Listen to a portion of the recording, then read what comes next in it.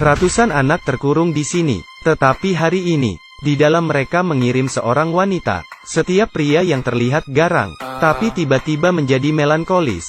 Wanita itu memiliki catatan di tangannya, yang menuliskan, dia yang terakhir. Ternyata di sini adalah labirin besar yang bergerak. Setiap bulan mereka akan mengirim orang ke sini. Tapi semua diingat jelas mereka. Mereka menjelajahi labirin selama 3 tahun. Tidak pernah menemukan jalan keluar. Sampai pagi ini, memecahkan kebuntuan ini, kebenaran labirin perlahan-lahan terungkap. Ketika pertama kali Thomas tiba, dia berusaha melarikan diri. Tetapi dikelilingi oleh tembok yang sangat tinggi. Hanya ada sebuah labirin. Dia ingin masuk dan melihat. Tetapi Chuck memperingatinya. Boleh melihatnya, tapi jangan masuk. 2 orang pria keluar dari dalam. Thomas merasa Chuck menipunya. Dia tetap ingin masuk ke dalam. Akibatnya Gali mendorongnya. Gali sangat marah.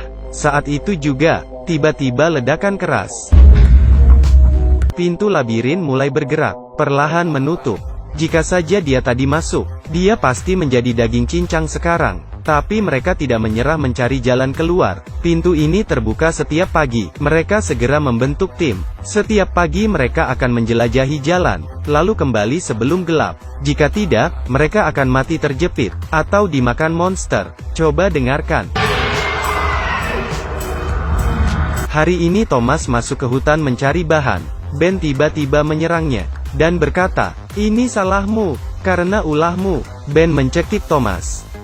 Dalam keadaan panik, dia memegang tulang, lalu memukul kepala Ben, dan berlari keluar dari hutan, berteriak di depan banyak orang. Thomas dijatuhkan ke tanah.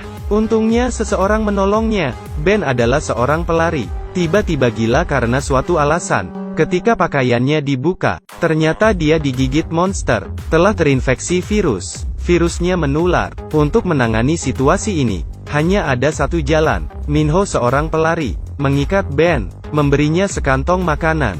Yang lain mengangkat tombak mereka, mendorong Ben masuk ke dalam. Tidak peduli bagaimana dia memohon, semua orang tidak berhenti. Saat itu juga pintu labirin perlahan menutup. Waktunya hampir habis. Mereka mendorong Ben dengan keras. Ben hanya bisa mundur. Jika tidak dia akan terjepit. Keesokannya 2 orang masuk, mencari jalan. Tetapi hari telah malam, dan tidak ada yang keluar. Semua orang khawatir, karena tidak ada yang bisa hidup di dalam selama 2 hari. Melihat pintu labirin segera tutup, akhirnya mereka muncul di saat terakhir. Tapi Albi sepertinya terluka. Semua orang berteriak, meminta Minho menjatuhkannya. Cepat keluar. Tapi tidak ada yang mau masuk dan membantu. Detik-detik terakhir, Thomas masuk ke dalam.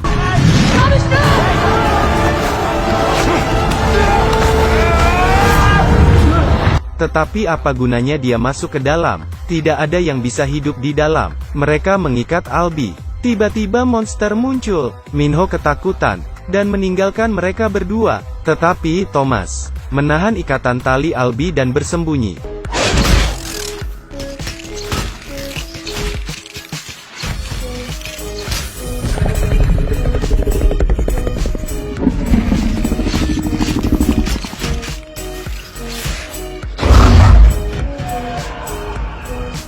Suara monster menghilang.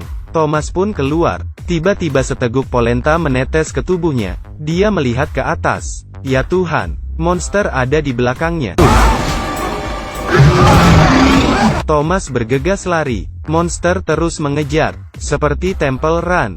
Bagaimanapun Thomas berlari, monster akan menghalangi jalannya. Tetapi karena kecerdasan Thomas, dia melompat, dan memanjat tembok, meraih akar pohon. Tapi monster itu mengikutinya. Ya Tuhan, Thomas melompat lagi, terbang lebih dari 4 meter, datang ke platform berikutnya. Tapi dia menemui jalan buntu. Daya berlari lagi. Monster muncul tepat waktu.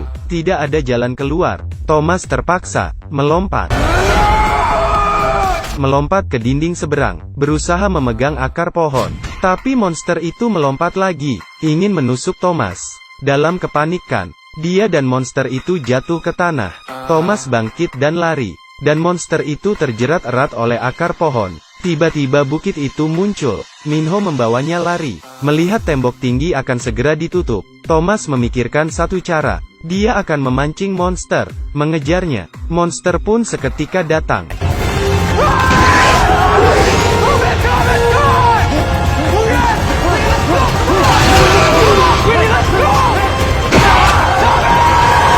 Keesokan paginya pintu perlahan terbuka. Mereka membawa Albi keluar. Thomas tidak hanya menyelamatkannya, dia juga membuat keajaiban di malam labirin.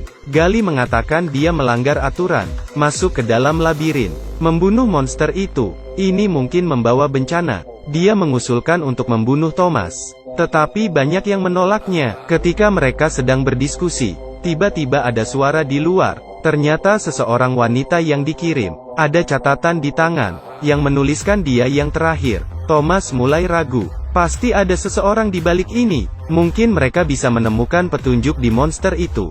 Jadi dia membawa orang ke labirin lagi. Benar saja, pada mayat monster, menemukan perangkat berteknologi tinggi. Dan di atas perangkat ada tulisan angka 7. Mungkin menunjukkan area ketujuh labirin. Keduanya berencana untuk menjelajahi jalan. Tiba-tiba seseorang berkata, wanita itu telah sadar. Tetapi dia sangat tidak stabil. Tidak membiarkan siapapun mendekat. Tetapi dia mengizinkan Thomas naik. Di dalam kantongnya dia membawa 2 ramuan.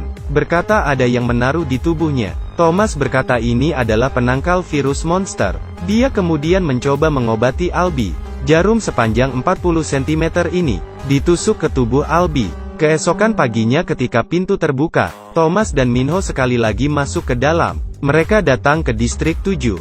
Menurut pedoman perangkat, menemukan kamar yang dilengkapi dengan mekanisme. Keduanya masuk. Tiba-tiba lampu merah menyala. Ternyata yang muncul bukan monster. Mesin mulai bergerak. Sadar akan bahaya, keduanya bergegas melarikan diri.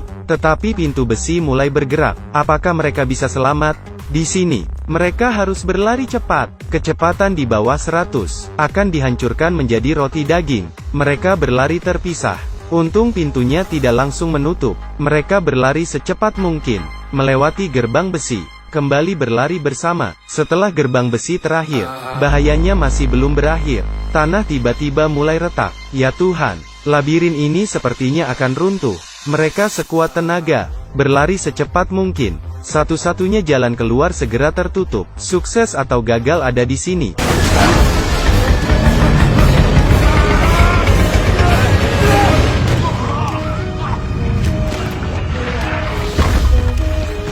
Semua orang mengatakan Albi telah sadar. Dia mengingat kembali. Dia terus berkata, kita tidak bisa keluar. Mereka tidak akan membiarkan kita pergi. Dan berkata jika Thomas adalah kelompok mereka. Semua orang bingung. Sepertinya sesuatu telah terjadi di luar. Ternyata malam telah tiba. Tetapi pintu labirin tidak tertutup. Tidak hanya itu, gerbang lain dari tembok tinggi juga perlahan terbuka. Seketika mereka sadar, bahaya sudah mendekat. Tiba-tiba banyak monster muncul, berlari ke arah mereka, sehingga mereka berlari masuk ke hutan. Terdengar banyak yang jeritan. Monster itu mengangkat ekornya, menangkap seorang pria, dan menariknya, lalu melemparnya. Mereka melarikan diri ke gubuk jerami. Setelah menutup pintu, menahannya dengan tongkat. Tetapi monster yang kuat menerobos masuk. Sebaliknya, dia naik ke atap, merentangkan tentakelnya, membuka tongkat itu, dan langsung menarik Chuck. Ingin menusuknya. Albi berteriak, lalu memotong jarum monster itu, menyelamatkan Chuck. Tapi dia sendiri ditangkap oleh monster itu. Dia meminta Thomas untuk membawa mereka semua keluar, dan akhirnya Albi terbunuh. Semua orang mengejar, tetapi monster telah menghilang. Saat itu Thomas berpikir, mungkin cara untuk mengembalikan memori. Dia harus menusuk jarum penangkal itu. Jadi dia menaruh jarum di pahanya, lalu kemudian pingsan. Thomas mendapatkan kembali ingatannya. Ternyata dia dan Teresa adalah kelompok mereka, karena hati nuraninya tidak ingin melihat banyak nyawa yang mati. Dia ingin menolong mereka, tetapi bosnya mengetahuinya, dan mengirimnya ke labirin. Ketika sadar Thomas membawa mereka masuk ke dalam labirin. Hanya sedikit orang yang enggan untuk menjelajah. Mereka dengan cepat tiba di distrik 7. Kali ini mereka tidak takut menghadapi monster itu. Mereka langsung menyerangnya. Beberapa dari mereka mati dalam perkelahian. Tetapi pintu keluar membutuhkan kode. Untungnya, Thomas mengingatnya, dan berhasil memasukkan kode itu. Pintu pun terbuka. Seketika pintu tembok tertutup.